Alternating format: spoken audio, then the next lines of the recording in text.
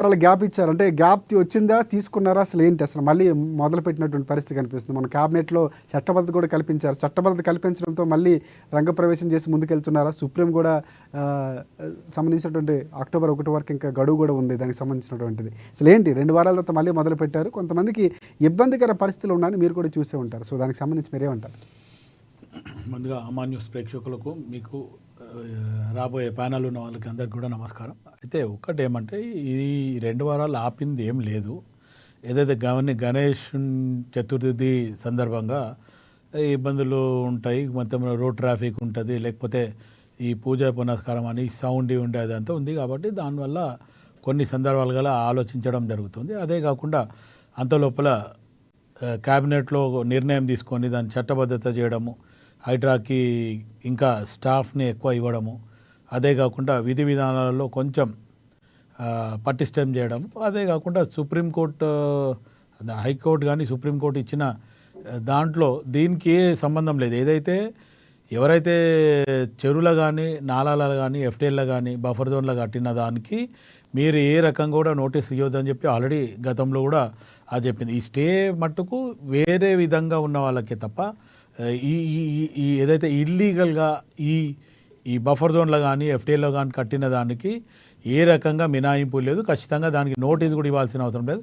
కొట్టేయచ్చు అనేది ఆల్రెడీ చెప్పడం విధానం. అదే ఈ 1 వీక్ 10 డేస్ ఏదైతే గ్యాప్ ఉందో ఆ గ్యాప్ జస్ట్ గణేష్ని నవరాత్రులు జరిగినాయి, దాని తర్వాత నిమజ్జనం కార్యక్రమం ఉండే ఉద్దేశంతోనే ఇది కొంచెం ఆపడం జరిగింది. దాంట్లో కొంచెం ఇది ఈరోజు తెలంగాణ ప్రభుత్వం అయినా, కాంగ్రెస్ పార్టీ అయినా, లేకపోతే ముఖ్యమంత్రి రేవంత్ రెడ్డి అయినా, లేకపోతే రంగనాథ్ గారు అయినా ఎక్కడ కూడా వెనక్కి తగ్గేది లేదు.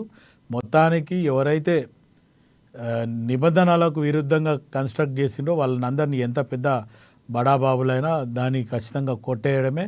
ఎవరికి మినాయింపులు ఇచ్చేది కానీ, ఎవరికి భయపడేది కానీ, లేకపోతే ఎవరో మాకు ధమ్కిస్తారు లేకపోతే ఇంకేదో అనేది అవన్నీ కూడా ఏమీ ఆలోచించకుండా పని జరగాలనేది ముఖ్యమంత్రి గారు కూడా చెప్పడం జరిగింది. దానికి తోడు ఈరోజు ఎవరైతే హైడ్రా కమిషనర్ గారు ఉన్నారో రంగనాథ్ గారు, ఆయన కూడా మొత్తానికి ఆయన ఇచ్చిన ఇప్పటివరకు ఆయన సర్వీస్లో ఏదైతే డిపార్ట్మెంట్లు వాడిండో దీంట్లో ఈ డిపార్ట్మెంట్లో ఆయన నిజంగా కూడా ఒక చిత్తశుద్ధితోని అక్కడ మనసు పెట్టి పని చేస్తున్నాడు అనే దానికి కూడా ఎక్కడ కూడా మనం ఆశ్చర్యపడాల్సింది లేదు. లేకపోతే ఆయన ఎక్కడనో ఎవరికో ఫేవర్ చేస్తాడు, లేకపోతే ఒకరికి పేదవాళ్ళని కూలుస్తాడు, లేకపోతే గొప్ప వాళ్ళని వదిలేస్తాడు అనేది అట్లాంటిది కూడా ఎక్కడ లేదు. ఎందుకంటే స్వయాన ముఖ్యమంత్రి గారే ఓపెన్గా చెప్పడం జరిగింది. హైడ్రా అనే రకంగా ఎప్పుడైతే మొదలుపెట్టిందో, ఎవరైతే అక్రమార్కుల మా గుండెల్లో రైలు బరుగుతుందని హడల్ వచ్చింది, వాళ్ళు మొత్తానికి ఇబ్బంది పరంగా ఉన్నారు. ఈరోజు కొంతమంది కాలేజీలో పిల్లలకు అకాడమిక్ పోతుందని, కొంతమంది ఇంకేదో సాకులు చెప్తున్నారు. అది కాకుండా ఖచ్చితంగా ఎవరిని కూడా మినహాయింపు ఇచ్చేది లేదు. అది సొంత పార్టీలో అయినా సరే, ఆపోజిషన్ అయినా సరే, మొత్తానికి పల్లా రాజేశ్వర్ రెడ్డి, జన్వాడ ఫామ్ హౌజు, తర్వాత మల్లారెడ్డి, తర్వాత ఫాతిమా కాలేజ్ ఎవరైతే ఏఐసిసి అసదుద్దీన్ ఓవైసీ వాళ్ళది ఉందో అది కూడా మొత్తానికి ఏవి కూడా మినహాయింపు చేసేది లేదు. కాకపోతే ఈడ ప్రభుత్వంలో నిన్న జరిగిన కొన్ని విషయాలల్లో కొంతమంది పేద ప్రజలు ఉన్నారు, మధ్యతరగతి ప్రజలు ఉన్నారు, దిగువ మధ్యతరగతి ప్రజలు ఉన్నారు.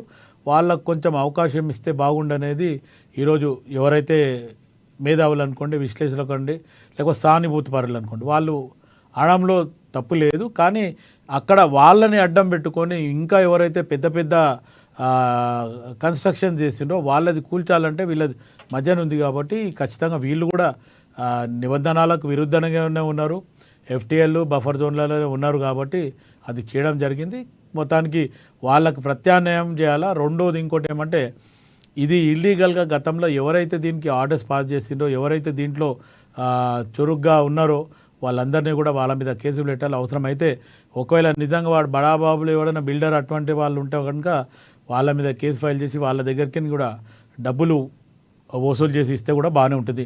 ఎందుకంటే ప్రభుత్వానికి ఒక మంచి పేరు కూడా ఉంటుంది. ఎందుకంటే వాళ్ళు కూడా ఏమంటున్నారు, మేము తప్పు చేసాము ఉండొచ్చు, కనీసం మాకు కొంచెం వ్యవధి కల్పిస్తుంటే బాగుండేది.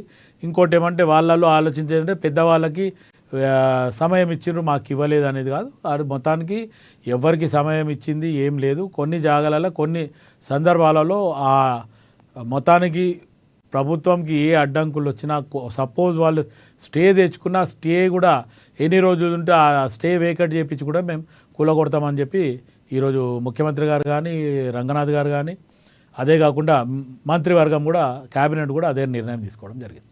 రైట్ రైట్ రైట్ పాపిరెడ్డి గారు నమస్తే. ఎస్ ప్రధానంగా చూస్తున్నారు హైడ్రా మళ్ళీ 2 వారాల తర్వాత మరొకసారి పూర్తి స్థాయిలో మళ్ళీ నిన్న 2 గంటల వరకు దాదాపుగా ఉదయం 2 గంటల వరకు కూడా కంటిన్యూగా కొనసాగుతున్నాయి. ఆదివారం వచ్చిందంటే చాలు హైడ్రా వస్తుందన్నటువంటి పరిస్థితి కనిపిస్తుంది హైదరాబాద్లో. సో మళ్ళీ మొదలుపెట్టింది. దానికి సంబంధించి మీరేమంటారంటే ఈసారి కొంచెం భిన్నంగా చాలామంది కోటిన్నర పెట్టి మొన్నే కొనుక్కున్న 4 నెలల క్రితం 4 రోజుల ముందు మేము నూతన గృహప్రవేశం చేసాం. ఇలాంటి వాళ్ళు కూడా చాలామంది బయటికి బాధపడుతూ వచ్చిన సందర్భాలు కూడా మనం చూసాం. సో దీనికి సంబంధించి కాక ప్రభుత్వం మాత్రం హైడ్రా కమిషన్ మాత్రం పూర్తిగా ఏదైతే ఆక్రమించారో వాటిని నిర్మాణాలు తొలగించే కార్యక్రమంలో భాగంగానే వెళ్తున్నాం తప్ప ఎక్కడ కూడా కాల్కులేట్ చేస్తూ పూర్తిగా ఎవరికి అన్యాయం జరగకుండా ముందుకెళ్తున్నామని చెప్తుంది. మీరేమంటారు? రాజశేఖర్ గారు సార్ వినిపిస్తుంది సార్, చెప్పండి. వినపడుతున్నదా? రైట్ రైట్ పాపిరెడ్డి గారు వినిపిస్తుంది, చెప్పండి. రాజశేఖర్ గారే ఎస్ రాజశేఖర్ గారినే చెప్పండి. లక్ష్మీనారాయణ గారు రాజశేఖర్ గారు ఎస్ రాజశేఖర్ పాపిరెడ్డి గారు చెప్పండి.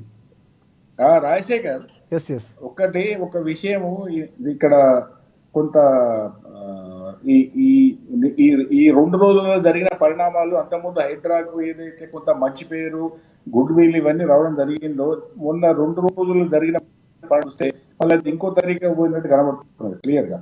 ఎందుకంటే ఇప్పుడు ఉదాహరణకు ఇప్పుడు కాంగ్రెస్ పేరేంటి శివలాల్ గారు చెప్పింది కూడా నేను నిన్న. అయితే విషయం ఏంటంటే ఇక్కడ ఇప్పుడు శివలాల్ యాదవ్ గారు కానీ ఈ గవర్నమెంట్ కానీ రేవంత్ రెడ్డి గారు కానీ లేకపోతే ఆయన రంగనాథ్ గారు కానీ ఇంకా హైడ్రా కమిషన్ కానీ ఒక విషయం ఏంటంటే ఇక్కడ ఇప్పుడు నిన్న మీరే చెప్పారు కదా, నిన్న ఇక్కడ ఇది కృష్ణారెడ్డిపేట పటేల్ కూడా ఇక్కడ కూకట్పల్లిలో నల్లజర్లో జరిగిన ఇన్సిడెంట్స్ చూసుకుంటే అక్కడ దాదాపుగా చాలా మట్టుకు అది ఎవ్వరు కూడా భూ కబ్జాదారులు కాదు.